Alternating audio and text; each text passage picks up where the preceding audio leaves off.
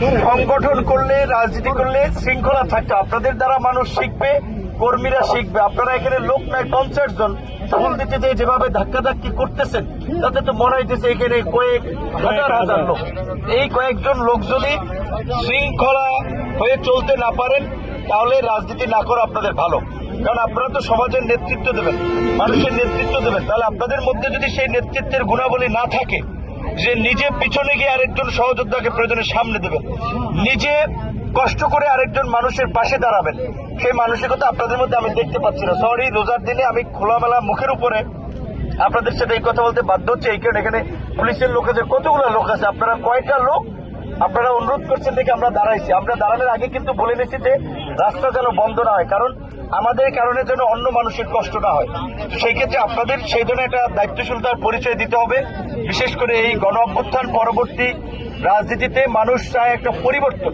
যারা নেতৃত্ব দিবে তারা আগের মতো মানুষের উপরে চাপিয়ে দিবে, মানুষের উপরে খবরদারি করবে। মানুষ এই রাজনীতি চায় না।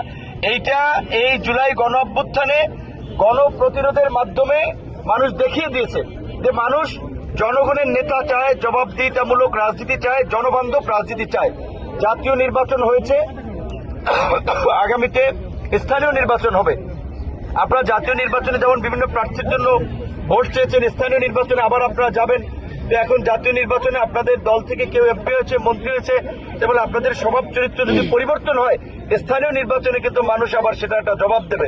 কাজেই আপনাদের প্রতি অনুরোধ থাকবে, আমরা জনগণের প্রতি যে জনগণের রাজনীতি করার জন্য একটা নতুন বাংলাদেশ বিনির্মাণ করার জন্য, যেখানে সকল নাগরিকরা দলমত নির্বিশেষে তাদের মর্যাদা এবং অধিকার নিয়ে বাস করবে, দেশে আইনের শাসন থাকবে, আইনের দৃষ্টিতে সকল নাগরিক সমান সুযোগ লাভ করবে, কোনো মানুষ আক্রান্ত হলে আইনের আশ্রয় লাভ করবে।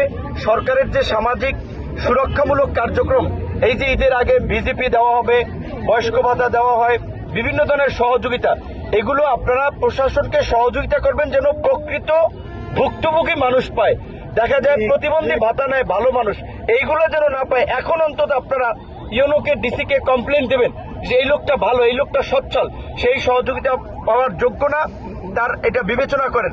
এবং এই সরকারের যে, আমরা যেহেতু সরকারের সাথে আছি, কাজেই সরকারের চিন্তা ভাবনা হচ্ছে মানুষের জন্য কাজ করে মানুষের মন জয় করা, মানুষের সমর্থন ধরে রাখা। আপনারা দেখেছেন ইতিমধ্যেই সরকার প্রত্যেক উপজেলা ইউনোদের মাধ্যমে খাল খননের জন্য লিস্ট চেয়েছে। তো আপনাদের যদি চোখের দৃষ্টিতে থাকে যে এই খালটা খনন করলে এই এলাকার কৃষক উপকৃত হয়, ফসল উৎপাদন ভালো হবে, আপনারা সেটা ইউনোর কাছে তালিকা দেন যে এই খালটা আমাদের খনন করা দরকার। এই সরকার যেটা কমিটমেন্ট করেছে যে ফ্যামিলি কার্ড, মানে প্রত্যেক মানুষকে যে 2,000-2,500 টাকা করে সহায়তা করা, সেটা ইতিমধ্যে এই 10 মাস থেকে শুরু হবে। এই সরকার কমিটমেন্ট করেছে যে কৃষক কার্ড, সরকার তার কমিটমেন্ট অনুযায়ী মানুষের পাশে দাঁড়ানোর চেষ্টা করতেছে। সুতরাং আপনাদের আচরণ সেই রকম হতে হবে। আপনারা আজকে দাঁড়িয়েছেন রোদ্রের মধ্যে কষ্ট করে, এটা আপনাদেরকে ধন্যবাদ জানাই। আর একটু শৃঙ্খল হতে হবে এবং একটু সুশৃঙ্খল ভাবেই কার্যক্রমগুলো করতে হবে, নাহলে তো মানুষ আপনাদের ডাকে আসবে না, মানুষ আপনাদেরকে সম্মান করবে না। তো ধন্যবাদ সকলকে। ধন্যবাদ। একদম